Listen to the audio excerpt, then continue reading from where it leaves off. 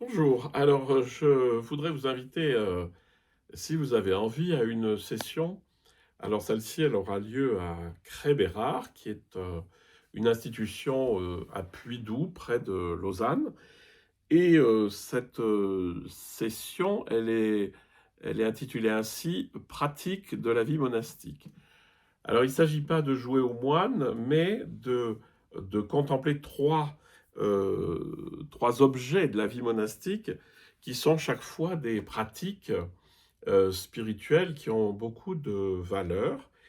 Et c'est ce que je vous propose. Donc, du vendredi 1er mai au dimanche 3 mai, on commence à 17 heures et on finit le dimanche à 16 heures.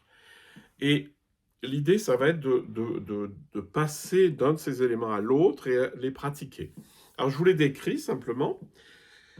Donc, la première chose, c'est la pratique de l'oraison silencieuse. Alors, je vous ai fait ou je vous ferai, je ne sais pas dans quel ordre je les mettrai, mais un texte de Thérèse d'Avila qui synthétise très très bien l'oraison silencieuse, c'est-à-dire entrer au plus profond de soi-même, se vider de toute représentation et de soi-même, et de demeurer dans le tendre souvenir de Dieu, dans un immense silence. Donc c'est juste, on va pratiquer cette oraison silencieuse, donc il ne s'agit pas de se représenter les choses, mais au contraire de se vider la tête. Le deuxième élément, c'est la pratique de la louange, c'est-à-dire le fait que dans les monastères, on passe beaucoup de temps à chanter des psaumes, des textes.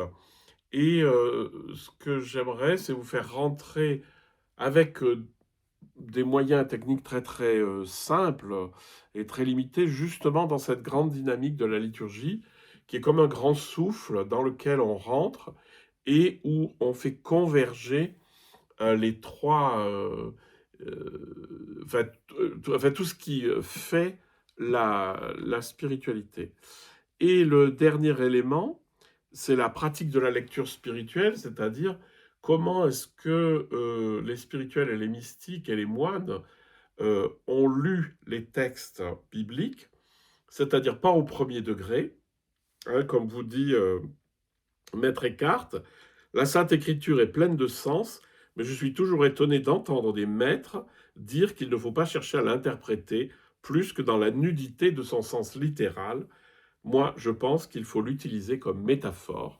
Et c'est ça qu'on va travailler, c'est-à-dire dans les différentes étapes de la